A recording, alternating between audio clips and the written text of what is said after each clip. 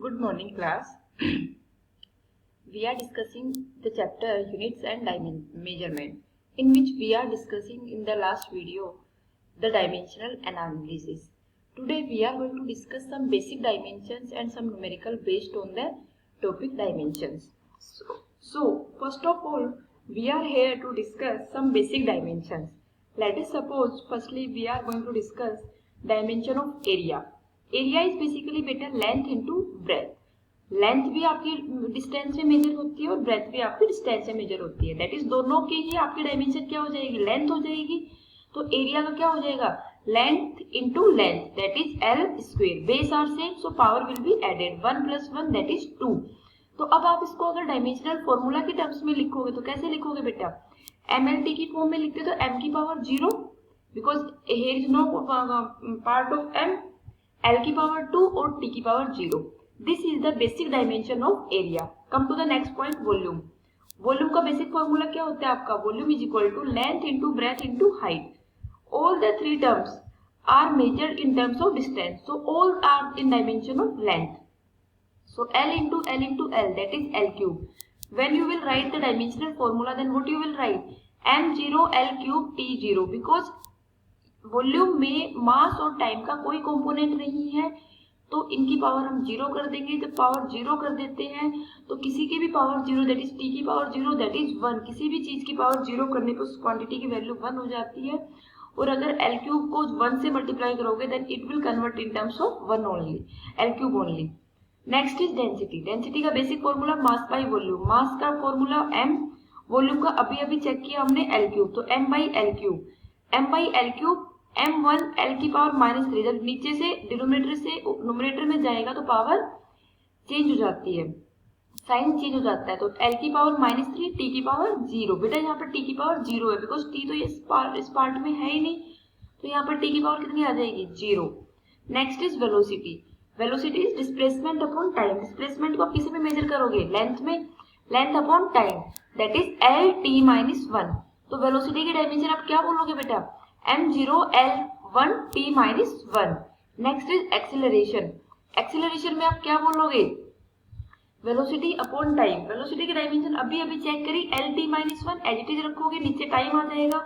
ये जब टाइम ऊपर जाएगा तो पावर एक और नेगेटिव हो जाएगी, तो LT-2। m की पावर कितनी है, 0 है, that is m0 L1 T-2। Okay, now come to the next point. Next is force. Force का बेसिक फॉर्मूला क्या होता है, mass into acceleration. Mass into acceleration अगर आप देखोगे तो क्या बोलोगे बेटा यहाँ कि एक्सीलरेशन का फॉर्मूला हमने अभी अभी कैलकुलेट किया, क्या था बेटा आपका LT-2, और मास का तो हमें पता है क्या होता है हमारा m। तो ये क्या बोलोगे आप, m into L1 T-2, that is m1 L1 T-2। This is the basic dimensional formula of force। Next is pressure. Pressure का बेसिक फॉर्मूला क्या होता है बेटा, फोर्स अपॉन एरिया। फोर्स की डायमेंशन अभी अभी कैलकुलेट करी, MLT-2। एरिया की अभी अभी कैलकुलेट करी थी फर्स्ट फॉर्मूले में, L स्क्वायर। सो अगर ये L को ऊपर ले जाओगे तो ये +1, ये जाएगी तो -2। जब +1 और -2 करोगे तो बचेगी -1। तो प्रेशर की डायमेंशन क्या बच गई, m1 L-1 T-2। Next is work. तो बेटा आपकी प्रेशर की यूनिट क्या बन गई, m1 L-1 T-2। Next is work. Work का फॉर्मूला क्या होता है, force into distance, F into D. Distance नहीं सॉरी डिस्प्लेसमेंट होता है ये। तो ये क्या बोलोगे, फोर्स का क्या हो जाएगा, m1 L1 T-2 इनटू में L। दैट इज बेटा इसको डिस्प्लेसमेंट करना डिस्टेंस की जगह पे, जो ये है इसको फोर्स इनटू डिस्प्लेसमेंट करना। डिस्टेंस नहीं होगा, distance is scalar quantity, file work में जो होता है वो डिस्प्लेसमेंट होता है। ये बाई मिस्टेक डिस्टेंस लिखा गया है। W is m1 L2 T-2। ठीक है, जब इसको मल्टीप्लाई करो तो L2 हो जाएगा। ये energy is stored in terms of work, तो एनर्जी और वर्क तो सेम चीज हो गई। तो एनर्जी का भी डायमेंशनल फॉर्मूला क्या हो गया, वर्क वाला ही हो गया। Next is power. पावर क्या होता है, work upon time, that is m1 L2 T-2 upon T। तो भी T एक और ऊपर जाएगा तो ये क्या बन जाएगा, -1 पावर और ऐड हो जाएगी, तो m1l2 t की पावर -2 पहले थी, एक और गई तो -3 हो गई। This is the basic dimensional formula of power. तो बेटा these are the basic dimensions. We will move forward as in syllabus we will go with new dimensions with the topics। अभी से सारे डायमेंशंस अगर हम याद करेंगे तो वो याद नहीं हो पाएंगे इजी वे में। बेसिक जो डायमेंशंस है जो अभी तक आपने स्टडी कर लिया है 9th 10th में, उन चीज़ों की डायमेंशंस मैंने आपको बता दी है, आपकी एनसीईआरटी में दी हुई है। कुछ कुछ आप याद करने की प्रैक्टिस करें, लाइक 20 डायमेंशन जो बेसिक हैं वो तो आप याद कर लें, और उसके आगे जैसे जैसे हम आगे सिलेबस में फॉरवर्ड करेंगे वैसे वैसे आपके फॉर्मूले के बेसिस पे आप डायमेंशंस याद अपने आप होती चली जाएंगी, कोई टेंशन वाली बात नहीं है बेटा। अभी हम आगे बढ़ते हैं। अगर बेटा मैं आपकी बात करती हूँ किसकी, जो हमने फर्स्ट चीज देखी थी कि किसी का भी बेसिक डायमेंशनल फॉर्मूला अगर हम कैसे कैलकुलेट करते हैं एनालिसिस में, तो हम इसके लिए एक एग्जांपल करते हैं। मैंने आपको डायमेंशंस कांस्टेंट लिखवाए थे जिसमें मैंने बताया था कि बेटा ग्रेविटेशनल जो कांस्टेंट होता है उसकी डायमेंशन एग्जिस्ट करती है। तो यहाँ पर बेटा मैं आपको ग्रेविटेशनल कांस्टेंट की डायमेंशन क्या होती है उसकी बात बताती हूँ, उसको कैसे फाइंड आउट करते हैं। Find out the dimension of universal gravitational constant used in Newton's law of gravitation. Basic formula क्या होता है, F equal to F for gravitational force is equal to G m1 m2 upon r square. m1 m2 masses है, r distance है, F force है। तो बेटा यहाँ पर G आपको कैलकुलेट करना है, दैट इज ग्रेविटेशनल कांस्टेंट। तो क्या बोलोगे, ये F into R square upon m1 m2 नीचे क्रॉस मल्टीप्लाई करके इधर आ जाएगा ये। अब फोर्स का क्या होता है, न्यूटन होती है यूनिट, आर की क्या होती है, मीटर स्क्वायर होती है, मासेज की क्या होती है, KG into KG, that is newton into metre square upon KG square. अब हम इन यूनिट्स को बेसिक जो इनकी फंडामेंटल यूनिट्स हैं उनकी टर्म में हम इनको कन्वर्ट करते हैं। तो न्यूटन की यूनिट क्या होती है बेटा, मास इंटू फोर्स क्या होता है, मास इंटू एक्सीलरेशन, या आप कह सकते हो कि न्यूटन को कैसे लिख सकते हो, metre per second square, KG metre per second square into में metre square upon mass square. अब बेटा ये जो मास है, एक मास से एक मास कैंसिल आउट हो गया, नीचे एक मास बचा, उस मास को हम बाहर ले आए। अब एक्सेलरेशन क्या बोलोगे, change in velocity upon time. Change in velocity को क्या लिखोगे, change in velocity also velocity into metre को क्या लिखोगे, लेंथ का स्क्वायर। नेक्स्ट टर्म में आप क्या बोलोगे बेटा, लेंथ का स्क्वायर बाहर आ गया, मास इनटू टाइम आ गया। चेंज इन वेलोसिटी को क्या लिखोगे, डिस्टेंस अपॉन टाइम। अब डिस्टेंस को किस में मेजर करते हैं, लेंथ में, तो डिस्टेंस क्या हो जाएगी, लेंथ। अब ये क्या बोलोगे, लेंथ का स्क्वायर यहाँ है, एक लेंथ यहाँ है, मास यहाँ है, एक टाइम यहाँ है, एक टाइम यहाँ है, तो m जब ऊपर जाएगा तो m की पावर क्या बनेगा,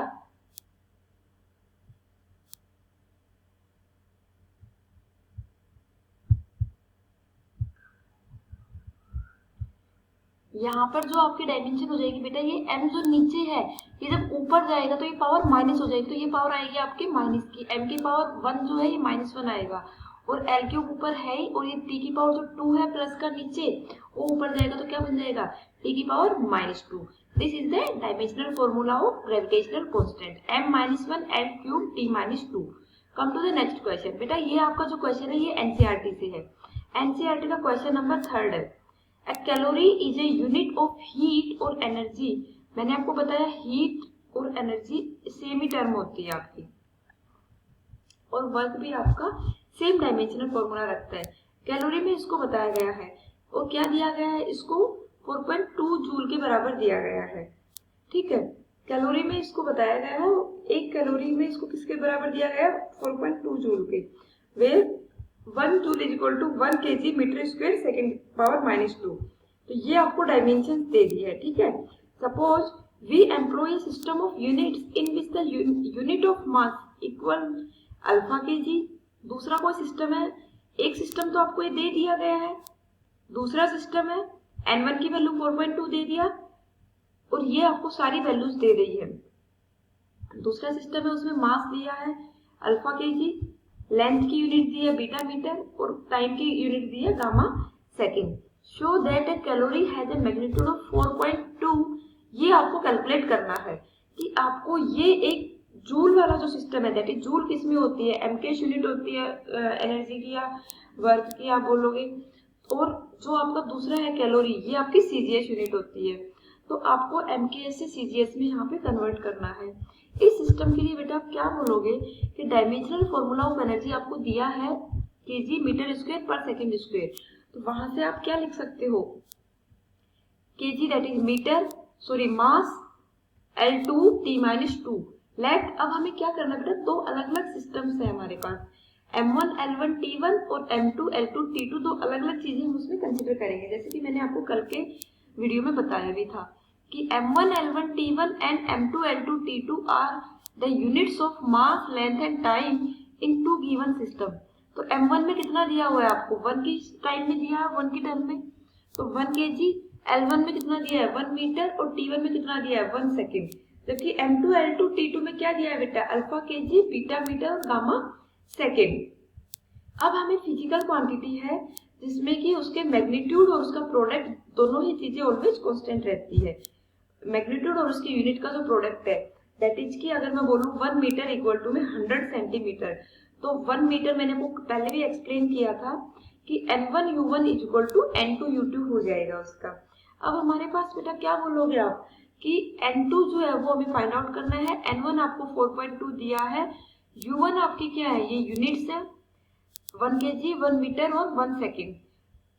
U2 क्या है, अल्फा kg, बीटा मीटर और गामा सेकेंड। तो आप यूनिट पहली टर्म में यूनिट कैसे लिखोगे, M1 की पावर 1, L1 की स्क्वायर, T1 का -2 अपॉन U2 का कैसे लिखोगे बेटा, फॉर्मूला तो आपका सेम ही रहेगा ना, एनर्जी का डायमेंशंस के बेसिस पे, सॉरी सिस्टम के साथ में आपका फॉर्मूला चेंज नहीं होता है।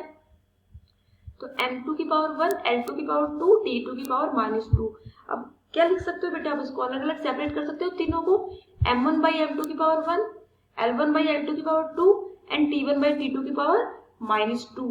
अब आप क्या बोलोगे इससे आगे बेटा कि M1 की वैल्यू 1 दी है, M2 की वैल्यू अल्फा दी है, तो ये 1 बाई अल्फा, ये 1 बाई बीटा और ये 1 बाई गामा, ऐसे ही बनेगी आपकी वैल्यू बेटा। तो क्या बोलोगे, 4.2 इंटू में 1 बाई अल्फा kg इंटू में 1 बाई बीटा मीटर का स्क्वायर था बाहर, इंटू में 1 बाई गामा सेकेंड का स्क्वायर। अब N2 क्या बोलोगे बेटा, ये ऊपर जाएगा अल्फा पावर -1, ये ऊपर जाएगा बीटा पावर -2 और ये ऑलरेडी -2 है तो ये ऊपर जाएगा तो यूनिट बन गई positive.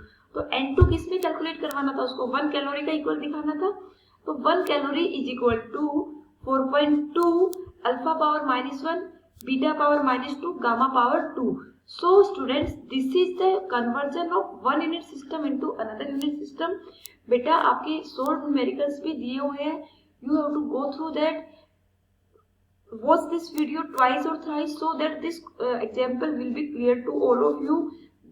This is a very important example, somewhat you can say typical, but if you will go through it, concentrate, तो ये आपको समझ आ जाएगा। आपको जो दिए हुए हैं पेपर नोटबुक में या बुक में वो भी आपको करने हैं। थैंक यू बेटा, God bless you. We will discuss the chapter in the next video.